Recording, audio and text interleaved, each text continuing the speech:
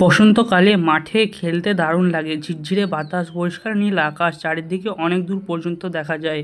যদি কোনো উঁচু জায়গা থেকে দেখো তাহলে আরও অনেক দূর পর্যন্ত চোখে পড়বে।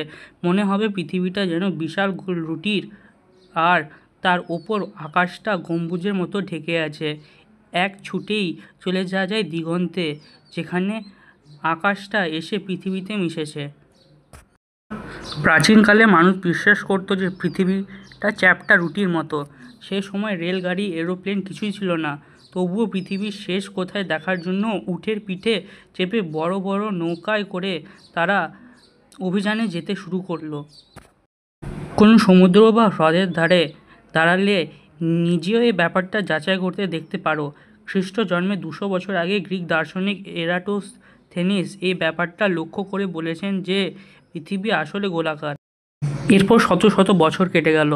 মানুষ তখন বড় বড় জাহাজ বানাতে শিখল। সেই সব জাহাজে চেপে নাবিকেরা সমুদ্রপথে পৃথিবী পরিক্রমার জন্য অভিযান শুরু করলো।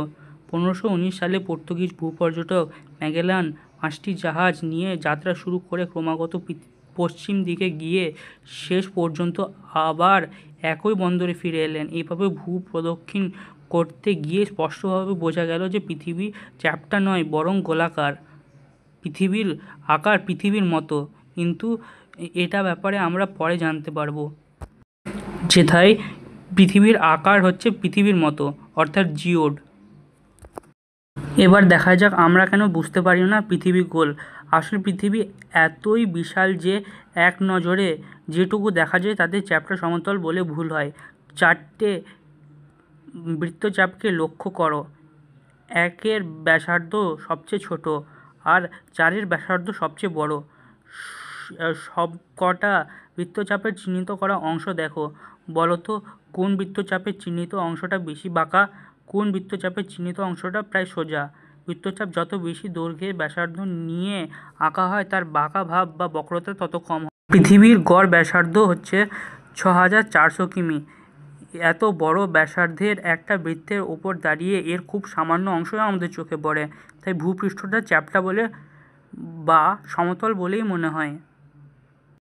এখানেও সহজে দেখা যাচ্ছে যে 4 নম্বর বৃত্তচাপের মতো পৃথিবী সমতল নয়, গোলাকার। কোনো ফাঁকা মাঠ বা অনেকখানি খোলা জায়গায় দাঁড়িয়ে দেখলে দিগন্ত রেখাকে গোলাকার বলে মনে হয়। জাহাজের ডেক থেকে সমুদ্রকে দেখলে গোলাকার লাগে। যত উঁচু জায়গা থেকে দেখবে ততই আরও বেশি অংশ চোখে পড়বে, কিন্তু দিগন্তকে সবসময় গোলাকার বলেই মনে হবে। এছাড়াও চন্দ্রগ্রহণের সময় চাঁদের ওপর পৃথিবীর গোলাকার ছায়া পড়ে। কোনো গোলাকার বস্তুর ছায়াই একমাত্র গোলাকার হয়। পৃথিবীর এক এক জায়গায় আলাদা সময়ে সূর্য ওঠে, কোথাও আগে আবার কোথাও পরে। পৃথিবীর চ্যাপ্টা সমতল হলেও সব জায়গাতে একই সময় সূর্যোদয় হতো। বর্তমানে এই পর্যবেক্ষণের যুক্তির মাধ্যমে পরোক্ষ প্রমাণের আর দরকার পড়ে না। মহাকাশচারীরা মহাশূন্য থেকে উজ্জ্বল নীল গোলকের মতো পৃথিবীকে দেখেছেন। এরোপ্লেন, কৃত্রিম উপগ্রহ থেকে পৃথিবীর ছবি তোলা সম্ভব হয়েছে। তাই পৃথিবী গোল। গ্রিক দার্শনিক অ্যারিস্টটল চন্দ্রগ্রহণের সময় চাঁদের ওপর পৃথিবীর গোলাকার ছায়া দেখে বলেন পৃথিবী গোলাকার। ভারতীয় বিজ্ঞানী আর্যভট্ট, গ্রিক ভূগোলবিদ এরাটোস্থেনিস গোলাকার পৃথিবীর ধারণাকে সমর্থন করেছে। এরাই বলেছিল প্রথম পৃথিবী গোল বা গোলাকার। কিছুটা ময়দা মাখা নিয়ে একটা মাঝারি মাপের গোলা তৈরি করো। গোলাটার মধ্যে লম্বালম্বি একটি কাঠি ঢুকিয়ে কাঠিটিকে বেশ জোরে জোরে ঘুরিয়ে দেখো কি হয়। কিছুক্ষণ বেশ জোরে জোরে ঘোরাবার পর লক্ষ্য করো গোলাটা কি আগের মতো পুরোপুরি গোল আছে, নাকি ওর নিচে কিছুটা চ্যাপ্টা হয়ে মাঝখানে কিছুটা স্ফীত রয়েছে। পৃথিবী অক্ষের চারিদিকে অনেক দ্রুত ঘোরে বলে ওর নিচে কিছুটা চাপা আর মাঝখান বরাবর কিছুটা স্ফীত।